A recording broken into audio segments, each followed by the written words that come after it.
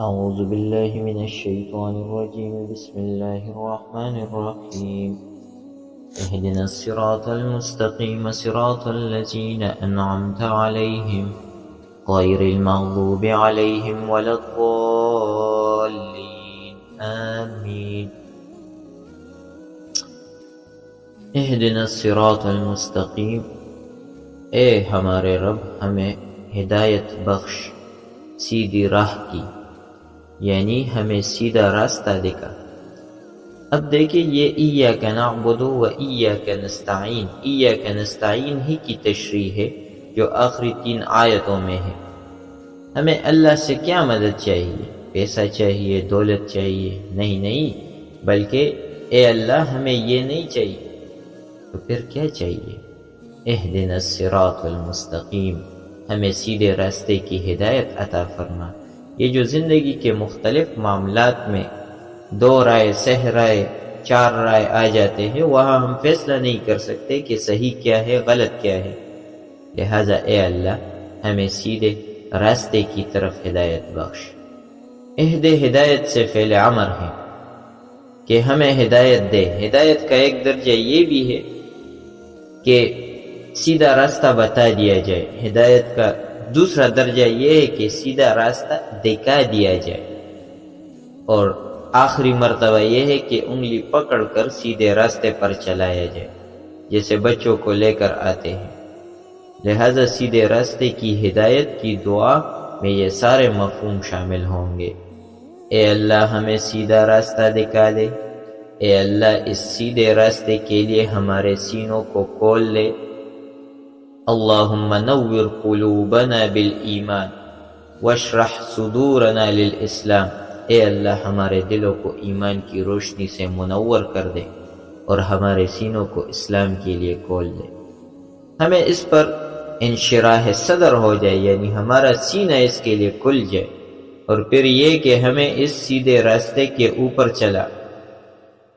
اب آگے اس صراط مستقیم کی بھی وضاحت ہے، اور یہ وضاحت 2 طرح سے ہے، ایک مثبت انداز میں اور ایک منفی انداز میں کی گئی۔ مثبت انداز میں یہ ہے کہ صراط الذین انعمت علیہم، اے اللہ ان لوگوں کے راستے پر ہمیں چلا جن پر تو نے اپنا انعام نازل فرمایا۔ یہ مضمون پھر سورہ نساء میں کھلے گا کہ منعم علیہ 4 گروہ ہیں، من النبیین والصدیقین والشہداء والصالحین، حسن اولئک رفیقا، کہ وہ نبی، صدیقین، شہداء اور صالحین ہیں اور بہت ہی خوب ہے ان کی رفاقت۔ اے اللہ ان کے راستے پر ہمیں چلا، تو یہ مثبت بات ہو گئی۔ منفی انداز یہ اختیار فرمایا غیر المغضوب علیہم ولا الضالین، نہ ان لوگوں کے راستے پر جن پر تیرا غضب نازل ہوا، اور نہ ان لوگوں کے راستے پر جو گمراہ ہوئے۔ جو لوگ صراط مستقیم سے بھٹک گئے وہ 2 قسم کے تھے۔ ان میں فرق یہ ہے کہ جو شرارت النفس، یعنی ان کے نفس شریر تھے، اس وجہ سے انہوں نے غلط راستے پر وہ لوگ چلے، تو ان پر اللہ کا غضب نازل ہوتا ہے۔ اور جس کی نیت تو غلط نہیں تھی، لیکن وہ غلو کر کے جذبات میں آ کر کوئی غلط راستہ اختیار کر لیتا ہے، تو وہ زوال ہوتا ہے۔ چنانچہ مغضوب علیہ کی سب سے بڑی مثال یہود ہے کہ اللہ کی کتاب ان کے پاس تھی، شریعت موجود تھی، لیکن اپنے نفس کی شرارت اور تکبر کی وجہ سے وہ غلط راستے پر چل پڑے۔ جبکہ نصارہ ضالین ہیں، انہوں نے حضرت مسیح علیہ السلام کے بارے میں صرف غلو کیا ہے، جیسے ہمارے یہاں بھی بعض نعت گو اور نعت خواہ غلو کرتے، اور بعض شیعہ بھی اسی طرح کے غلو کرتے ہیں حضرت علی رضی اللہ تعالیٰ عنہ کے بارے میں، یہاں تک کہ وہ اس کو خدا کے مرتبے تک لے جاتے ہیں۔ جیسا ایک شاعر کہتا ہے، ایک رافضی شاعر ہے، لیکن نہیں ہے ذات خدا سے جدا علی۔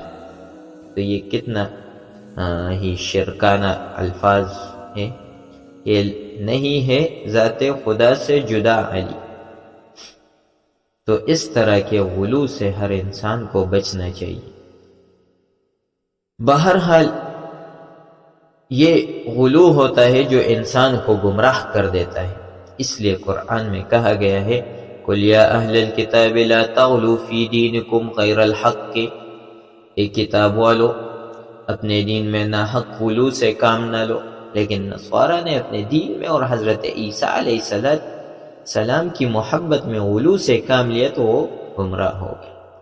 اے اللہ ان سب کے راستے سے ہمیں بچا کر سیدھے راستے پر چلا جو صدیقین کا، انبیاء کا، شہداء کا اور صالحین کا راستہ ہے۔ آخر میں ایک حدیث قدسی آپ کو بیان کرنا چاہتا ہوں، یہ میں نے سورہ فاتحہ کی ابتدا میں بھی بیان کی تھی۔ قسمت الصلاة بینی و بین عبدی نصفین ولعبدی ما سأل۔ اللہ تعالیٰ فرماتے ہیں کہ میں نے نماز کو اپنے بندے اور اپنے درمیان برابر برابر تقسیم کیا ہے، اور میرے بندے کے لیے وہی ہے جو اس نے مانگا۔ فَإِذَا قَالَ الْعَبْدُ الْحَمْدُ لِلَّهِ رَبِّ الْعَالَمِينَ، جب میرا بندہ کہتا ہے الحمدللہ رب العالمین، تو اللہ تعالیٰ فرماتا ہے حمدنی عبدی، میرے رب، میرے بندے نے میری تعریف بیان کی۔ وَإِذَا قَالَ، اور جب بندہ کہتا ہے الرحمن الرحیم، تو اللہ تعالیٰ فرماتے ہیں اثنا علی عبدی، میرے بندے نے میری ثنا کی۔ وَإِذَا قَالَ مالک یوم الدین، اور جب بندہ کہتا ہے مالک یوم الدین، تو اللہ تعالیٰ فرماتے ہیں میرے بندے نے میری بزرگی اور بڑائی بیان کی۔ اور ایک روایت میں یہ بھی ہے قال مرۃ فوض الی عبدی، کہ میرے بندے نے اپنے کو میرے سپرد کر دیا۔ گویا یہ پہلا حصہ کل کا کل اللہ کے لیے ہے۔ پھر جب بندہ کہتا ہے ایاک نعبد و ایاک نستعین، تو اللہ تعالیٰ فرماتے یہ حصہ میرے اور میرے بندے کے مابین مشترک ہے، میں نے اپنے بندے کو بخشا جو اس نے مانگا۔ گویا یہ حصہ ایک قول اور قرار اور عہد و میثاق ہے۔ اسے میں نے کہا تھا کہ یہ اللہ اور بندے کے درمیان ایک معاہدہ ہے اور ایک عہد ہے۔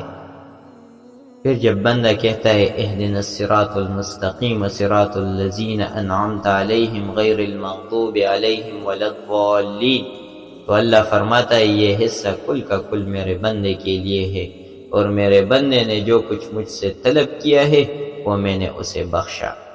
اس حدیث کی روح سے سورہ فاتحہ کے 3 حصے بن جائیں گے۔ پہلا حصہ کلیتاً اللہ کے لیے اور آخری حصہ کلیتاً بندے کے لیے، جبکہ درمیانی اور مرکزی آیت ایاک نعبد و ایاک نستعین بندے اور اللہ کے مابین قول و قرار ہے۔ گویا اس کا نصف اول اللہ کے لیے اور نصف ثانی بندے کے لیے ہے۔ اسی طرح نصف النصف کی تقسیم بے تمام و کل پوری ہوگی۔ ایک بات یہ بھی نوٹ کر لیجئے کہ اس حدیث قدسی میں قسمت الصلاۃ بینی و بین عبدی نصفین کے بعد آیت بسم اللہ کا ذکر نہیں ہے، بلکہ الحمدللہ رب العالمین سے بات شروع ہو گئی ہے۔ تو اس سے یہ ثابت ہوا ہے کہ حضرت امام ابو حنیفہ رحمہ اللہ کا موقف اس سلسلے میں بالکل درست ہے کہ آیت بسم اللہ سورہ فاتحہ کا جز نہیں ہے۔ اس صورت کے اختتام پر آمین کہنا مسنون ہے۔